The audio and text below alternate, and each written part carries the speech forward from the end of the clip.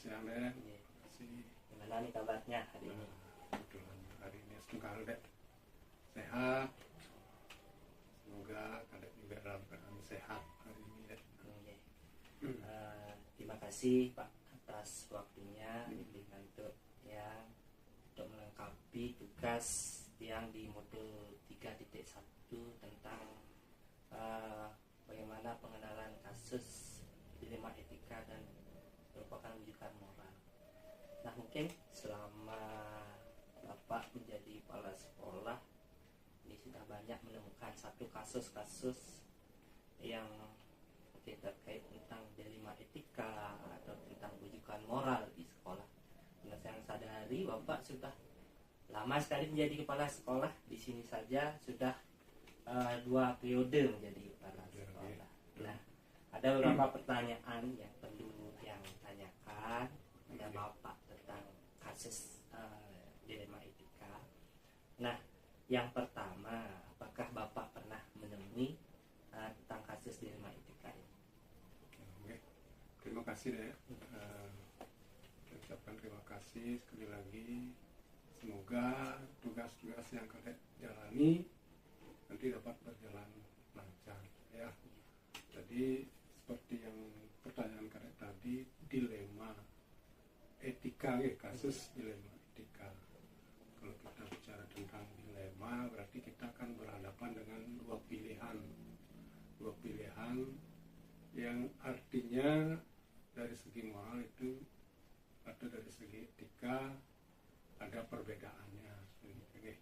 Jadi di sana kita dalam melakukan pilihan pasti ada beberapa hal yang menjadi pertimbangan kita. Jadi selama saya sebagai kepala sekolah di sini ada 2 periode, sudah 8 tahun lebih yang saya alami dilema etika itu misalnya adalah kasus 2 orang guru ya, kita katakanlah guru A adalah seorang guru yang selalu tepat waktu hadir di kelas. Namun di satu sisi guru tersebut sering berhalangan atau lambat datangnya ke sekolah. Sedangkan di sisi lain ada seorang guru lagi yaitu guru B. Nah, dia terus kalau kehadirannya di sekolah selalu tepat waktu, tetapi ketika dia akan ke kelas lalu artinya itu menunda-nunda waktu. Jadi sebenarnya itu 2 hal yang berbeda kalau kita lihat ya. Jadi 2 hal yang berbeda, yaitu kasusnya berbeda, tetapi dari segi etika hampir itu menunjukkan hal yang sama, ada positif dan negatifnya. Nah, contoh yang lain misalnya yang pernah dialami suatu ketika, kalau kita di SD kan guru kelasnya pas-pasan. Suatu ketika ada 2 atau seorang guru dapat tugas keluar. Di satu sisi ada guru yang lainnya pada hari itu juga karena ada kepentingan pribadi atau lain hal yang tidak bisa ditunda, dia minta izin. Di sini rasanya sulit sekali. Apakah harus kita mengizinkan? Kalau kita izinkan, ada kelas yang kosong nanti karena kita guru kelasnya kan pas-pasan seperti itu. Jadi dalam hal ini agak sulit sekali mengambil keputusan itu ya. Jadi kembali kepada kembali kepada yang bersangkutan aja. Jadi yang bersangkutan biasanya yang sarankan untuk kalau tidak hadir itu harus paling enggak minta tolong sama guru yang lain dan menitipkan tugasnya. Jadi itu beberapa beberapa kasus yang pernah saya lihat di sekolah ini dan sudah ditangani. Terima kasih ya. Setelah yang tangkap tadi Bapak sudah pernah banyak menemukan satu kasus-kasus dilema etika. Nah, pertanyaan selanjutnya nih Pak. Nah, selama ini bagaimana Bapak mengidentifikasi kasus-kasus tersebut? Mana sih yang merupakan dilema etika etika, mana sih yang termasuk rujukan moral. Nah, ya. Jadi selama ini mengidentifikasi kasus-kasus itu biasanya ya kita berdasarkan pertama kita memahami dulu ya, memahami situasi yang dialami oleh yang bersangkutan. Kemudian kita komunikasikan, melibatkan yang bersangkutan juga, ya, biar artinya sama-sama enak lah. Jadi kita putuskan bersama, kita rundingkan bersama. Oke. Kita melibatkan yang bersangkutan, kemudian bisa juga adalah kita memakai rujukan kode etiknya, ya, kode etik guru dalam hal ini. Jadi kita dalam melaksanakan tugas, jadi rujukannya ke sana, berpedoman pada kode etik, apa namanya, kode etik guru dalam hal ini. Oke. Berarti ada dua Pak G, dengan cara mengkomunikasikan ataupun dengan kode etik guru yang saya tahu lah, bagus sekali, baik sekali ya, bijak sekali apa yang Bapak laksanakan. Kemudian pertanyaan yang selanjutnya nih Pak, nah dalam menjalankan atau pengambilan keputusan di sekolah, nah adakah kasus di mana itu guru sama-sama benar atau sama-sama mengandung nilai etikanya atau rujukan nilai kebajikannya?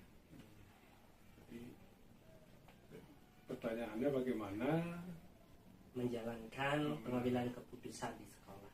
Nah, menjalankannya dari itu bagaimana? Ya. Nah, dalam proses ini kita selalu menekankan pentingnya keterbukaan, ya, pentingnya keterbukaan, komunikasi dan partisipasi semua pihak untuk kita bersama-sama, artinya sharing untuk memecahkan masalah tersebut. Jadi tentu saja dalam hal ini kita menggali beberapa informasi penting, ya, menggali beberapa informasi penting untuk bisa kita tindak lanjuti. Nah, setelah terkumpul beberapa informasi itu, kita berusaha juga menyusun alternatif atau mencari solusi pemecahannya. Nah, demikian ya. Untuk pertanyaan selanjutnya nih Pak. Nah, langkah-langkah seperti apa yang bisa dilakukan selama ini untuk menangani kasus-kasusnya? Langkah-langkahnya ya. Jadi sebenarnya mengatasi dilema etika di sekolah itu memerlukan pendekatan yang hati-hati sekali, pendekatan yang hati-hati, bijaksana dan lain sebagainya. Nah, dalam hal ini ada beberapa langkah-langkah yang bisa yang terapkan. Misalnya kita utamakan mengidentifikasi, ya, mengidentifikasi dilema etika. Jadi kita tentukan dengan jelas apa dilema etika yang dihadapi. Kita identifikasi nilai-nilai prinsip yang bertentangan. Kemudian kita kumpulkan semua informasi yang relevan tentang kasus tersebut. Dengan semua pihak juga kita selalu berkoordinasi. Jadi dalam hal ini tentu belum cukup dengan pikiran kita sendiri saja.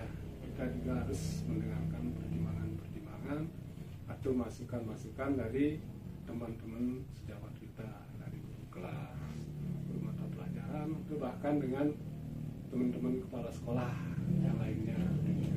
Dan bahkan juga sering kita sharing dengan bapak pengawas kita.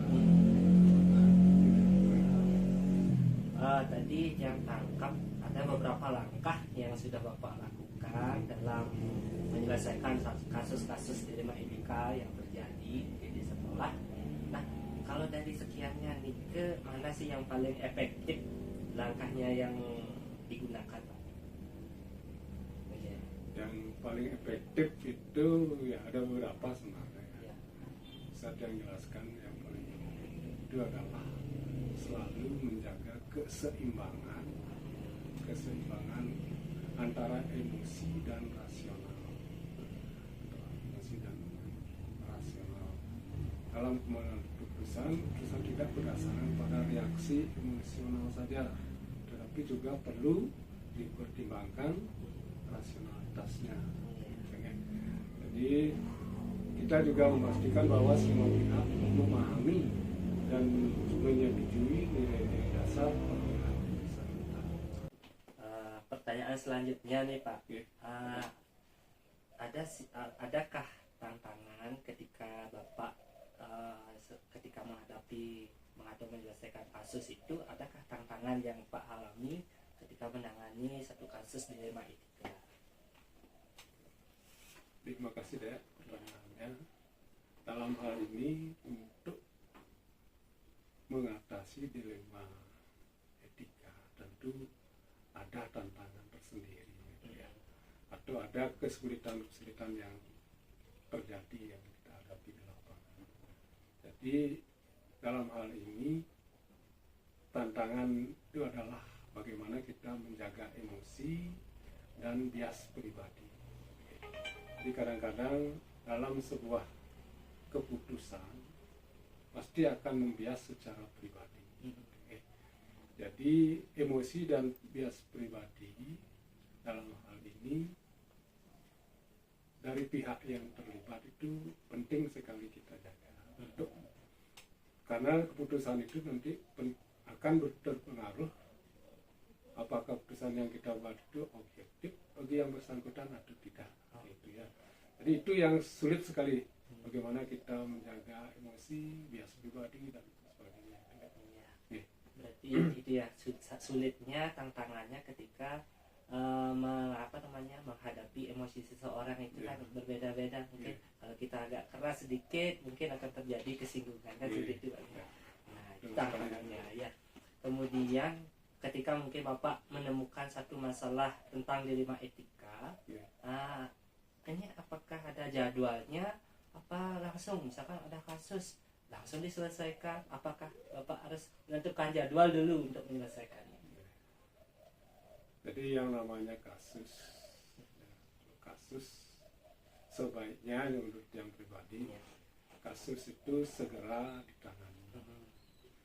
Jadi dalam hal ini kalau kita bicara masalah jadwal, rasanya kita kesampingkan dulu masalah jadwal. Jadi karena kita menangani sebuah kasus, berarti kita segerakan deh. Kita komunikasikan segera, kita pecahkan segera, kita duduk bersama bagaimana sebaiknya agar kasus tersebut tidak berlarut-larut, biar juga tidak berpengaruh nanti terhadap kinerja yang bersangkutan.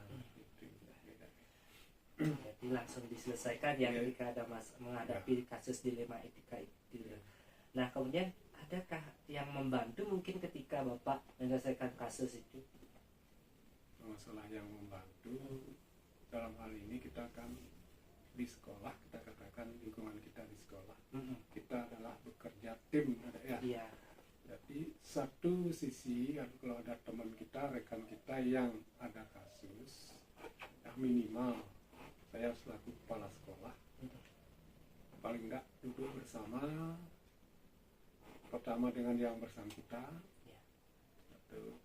kemudian yang kedua juga duduk bersama dengan guru-guru yang lain, teman sejawat yang lainnya untuk bagaimana kita meminta juga pendapatnya, jalan pikirannya, wawasannya terkait dengan kasus yang kita hadapi.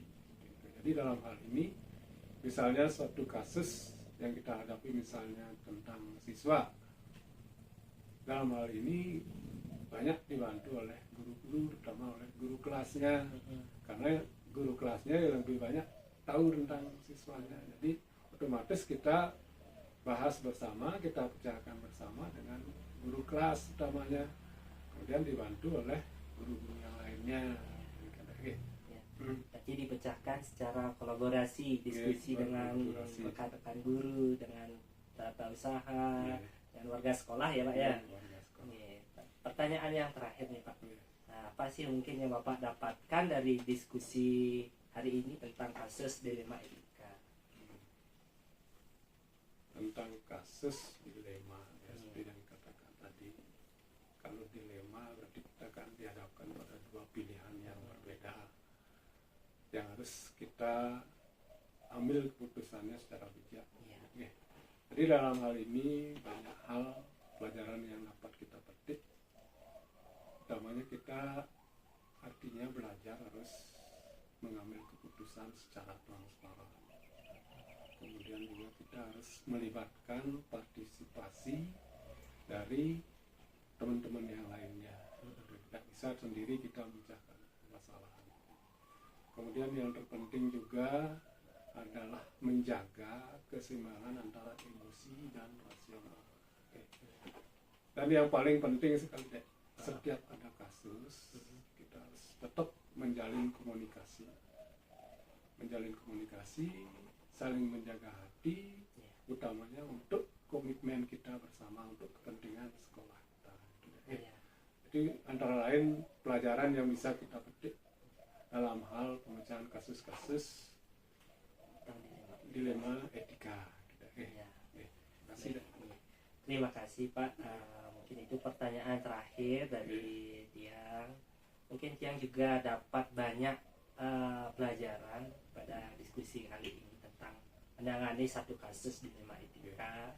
Ketika mungkin nanti Tiang hadapi di kelas, menghadapi kasus yang demikian, mungkin Tiang bisa ambil dari pengalaman Bapak, selesaikan dengan pengalaman Bapak, dengan berdiskusi mungkin dengan teman-teman yang lain, dengan kepala sekolah. Nah mungkin itu sekali lagi yang ucapkan terima kasih kepada Bapak ya atas waktunya, telah meluangkan waktu untuk Tiang untuk melengkapi tugas demonstrasi kontekstual di modul 3.1. Mungkin demikian dulu Pak. Terima kasih. Terima kasih. Pertama mungkin yang ucapkan terima kasih pada Pak Made karena sudah meluangkan waktu dan menyediakan tempat sehingga yang bisa melaksanakan diskusi pada hari ini. Diskusi ini yang lakukan dengan tujuan untuk melengkapi tugas Tiang Pak selaku CGP Angkatan 10, di mana di tugas niki yang disuruh untuk mewawancarai 2 atau 3 kepala sekolah. Sehingga Tiang memilih Bapak untuk diwawancarai. Terima kasih Bapak. Iya. Ada beberapa hal atau pertanyaan yang mungkin nanti Tiang sampaikan atau tanyakan nanti kepada Bapak terkait tentang mungkin kasus-kasus yang terjadi selama Bapak menjadi kepala sekolah. Nah itu ya. Mungkin pertanyaan yang pertama nih Pak. Nah selama ini, selama Bapak menjadi kepala sekolah, apa mungkin ada kasus yang ditemukan, kasus apa yang mungkin ditemukan terkait tentang dilema etika? Mengenai dilema etika yang dihadapi di sekolah ini adalah tentang disiplin kehadiran, lihat dari jumlah tenaga pendidik 8 atau 2 dari 8 yang harus dituntaskan. Di antaranya sering kehadirannya setelah siswa di dalam kelas baru dia datang, tidak sesuai dengan jadwal pelajaran. Kemudian yang kedua, tidak pernah guru lebih awal datang atau menyambut siswanya maupun rekan-rekannya walaupun dia tinggal di lingkungan sekolah ini atau di majelis. Jadi ada beberapa kasus ya Bapak temui ketika menjadi kepala sekolah, mungkin baru ini mungkin bisa ditemui ya. Nah pertanyaan yang kedua, bagaimana Bapak mengidentifikasi kasus-kasus tersebut? Mana mungkin yang mana termasuk rujukan moral atau dilema etika? Di sini Bapak mencoba menemukan ada 4 hal. Yang pertama, memahami situasi secara mendalam. Faktor apa yang menyebabkan hal itu terjadi pada tenaga pendidik tersebut? Mungkin faktor itu adalah salah satunya faktor keluarga dan mungkin karakter guru itu tersendiri. Yang kedua, mencari informasi terhadap guru tersebut dengan rekan yang sedesanya, mungkin itu yang harus dilakukan. Yang ketiga, dalam hal ini untuk memutuskan tindakan yang perlu, yang harus diberikan kepada guru tersebut harus dilakukan berdasarkan kebersamaan warga sekolah dan rekan-rekan guru, dan menyampaikan kepada pihak yang terkait, diantaranya Bapak pengawas kita, atasan kita. Yang keempat, dalam hal ini juga akan berpengaruh terhadap langkah guru itu sendiri apabila kita sampai ke dinas. Oh iya. Nah, seperti itu ya. Nah, mungkin untuk pertanyaan yang selanjutnya, mungkin dari kasus-kasus mungkin yang Bapak temukan itu, bagaimana Bapak mengambil satu keputusan? Mungkin kalau kita lihat kasusnya itu mungkin sama-sama benar kan, seperti itu ya, sama-sama mengandung nilai kebajikannya. Nah, bagaimana Bapak mengambil keputusan? Ya, jadi langkah yang pertama, kita harus mengumpulkan informasi yang relevan dan berbagai sumber untuk memahami situasi dengan lebih baik. Yang kedua, menyusun pilihan solusi, artinya mengembangkan beberapa alternatif solusi yang dapat diambil dan menilai dampak masing-masing solusi tersebut. Selanjutnya, melaksanakan keputusan yang telah diambil dan memantau hasilnya untuk memastikan bahwa keputusan tersebut efektif dan sesuai dengan tujuan yang diinginkan. Ya, proses ini menekankan pentingnya keterbukaan, komunikasi, partisipasi, dan semua pihak yang terlibat untuk mencapai keputusan yang terbaik. Nah, berarti pengambilan keputusan itu Bapak dengan cara mengambil identifikasi dari dari mengumpulkan informasi tentang guru tersebut nih. Nah, pertanyaan yang selanjutnya nih Pak, langkah-langkah yang seperti apa yang mungkin Bapak lakukan selama ini? Langkah yang pertama, memerlukan pendekatan yang penuh hati-hati dan bijaksana. Langkah-langkah yang bisa dilakukan antara lain identifikasi dilematika, kumpulkan semua informasi yang relevan, dengarkan semua pihak yang terlibat untuk memahami perspektif mereka, pilih salah atau solusi yang paling sesuai dengan nilai-nilai etis dan tujuan sekolah. Selanjutnya, pastikan keputusan tersebut transparan dan dapat dipertanggungjawabkan. Ada beberapa langkah mungkin yang tadi saya dengar tentang Bapak melakukan Selanjutnya, pastikan keputusan tersebut transparan dan dapat dipertanggungjawabkan. Ada beberapa langkah mungkin yang tadi saya dengar tentang Bapak melakukan prosedur-prosedurnya ya. Kemudian dari sekian yang itu, mungkin mana yang lebih efektif yang mungkin bisa diterapkan? Ini yang efektif misalnya adalah memastikan bahwa semua pihak memahami dan menyetujui nilai-nilai dasar pengambilan keputusan. Selanjutnya, menjalankan proses pengambilan keputusan secara transparan sehingga semua pihak yang terlibat memahami langkah-langkah yang diambil. Selanjutnya, mengkomunikasikan alasan dibalik setiap keputusan dengan jelas. Selanjutnya, menjaga keseimbangan antara emosi dan rasionalitas dalam pengambilan keputusan. Artinya kita itu tiba-tiba bisa berubah karena emosi seseorang.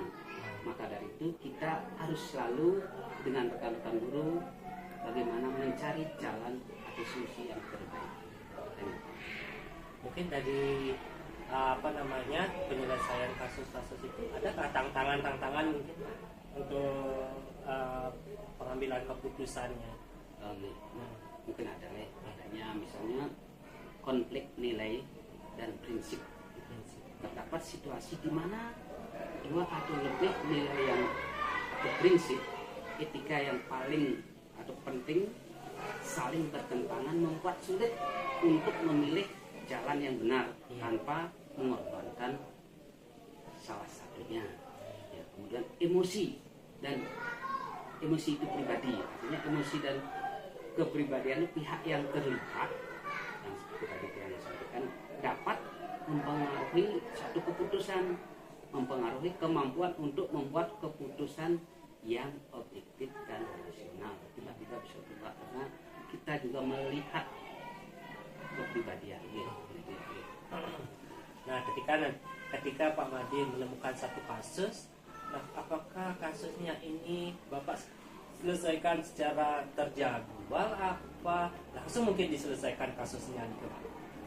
Tentang jadwal, kalau Bapak sendiri tidak ada jadwal khusus, mengingat ini adalah kasus ini harus segera ditangani dan dicarikan solusi, mengingat ini adalah kita sebagai pendidik menghadapi yang namanya manusia, kita tidak bisa simpen, nanti sangat berbahaya di kedepannya. Berarti langsung diselesaikan ya Pak ya? Iya. Tanpa jadwal langsung diselesaikannya. Kemudian pertanyaan yang selanjutnya Pak. Nah, yang ke-8 nih Pak pertanyaannya. Mungkin ketika Pak Made menemukan satu kasus, kemudian adakah seseorang yang membantu Bapak ketika mengambil keputusan? Apakah saya langsung putuskan sendiri? Apakah ada orang lain yang membantu? Ya, karena ini kasus apalagi kita dalam satuan pendidikan, kita melihat warga sekolah, kita wajib mendiskusikan apa yang terbaik. Tapi apa lakukan adalah sama guru. Guru memiliki pemahaman yang mendalam tentang siswa maupun konteks sekolah sehingga dapat memberikan wawasan yang bermanfaat dalam mengambil keputusan. Nah, itu wajib, kita tidak berani mengambil keputusan menyendiri, nanti sangat berbahaya. Untuk itu kerjasama dari rekan-rekan warga sekolah selalu diharapkan.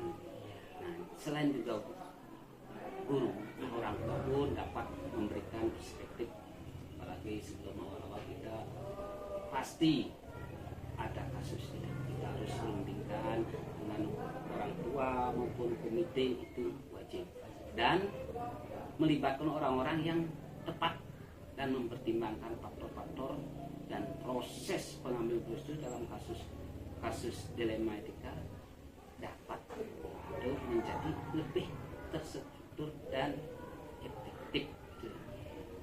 Jadi ada semua warga sekolah yang membantu atau kita diskusikan ya, kerjasama dengan baik itu komite ataupun warga sekolah ya.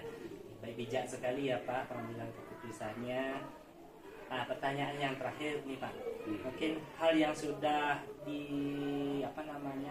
didapatkan mungkin pada kasus dilema etika atau diskusi pada hari ini mungkin apa sih Pak? Ya, jadi pelajaran yang didapatkan, pengalaman jadinya itu satu, bagaimana kita bisa transparansi, ya, jelas ya, sesuai. Begitu juga partisipasi dari teman-teman, mengingat adalah kita tidak bisa berdiri sendiri tanpa bantuan dari masyarakat. Kemudian diantara kita mampu, bagaimana kita bisa menciptakan keseimbangan antara emosi dan rasionalitas, penyeimbangkan. Yang selanjutnya, bagaimana dalam diskusi kita bisa menghargai debat teman-teman, dan yang penting yang terakhir communication atau komunikasi dan komitmen kita sebagai pendidik untuk lebih baik, dan semoga langkah-langkah ini dalam dilema etika ini terwujud sehingga memunculkan suatu kenyamanan di dalam satuan pendidikan. Oke, itu adalah pertanyaan yang terakhir tadi, Pak. Baik, terima kasih sekali lagi yang ucapkan pada Pak Made karena sudah menyediakan tempat dan waktu dan juga banyak pengalaman yang ambil dari Bapak. Semoga nanti yang selaku CBP mungkin ketika saya menemukan satu permasalahan sehingga yang bisa ambil petik hikmahnya atau jalannya seperti yang Pak Made lakukan. Mungkin itu yang dapatkan dari hasil diskusi pada kali ini. Oke, sekali lagi yang ucapkan terima kasih. Oke, dan Bapak juga mendoakan Ya. semoga apa yang diharapkan terwujud dengan baik, dan Bapak ucapkan selamat kepada adik. Terima kasih.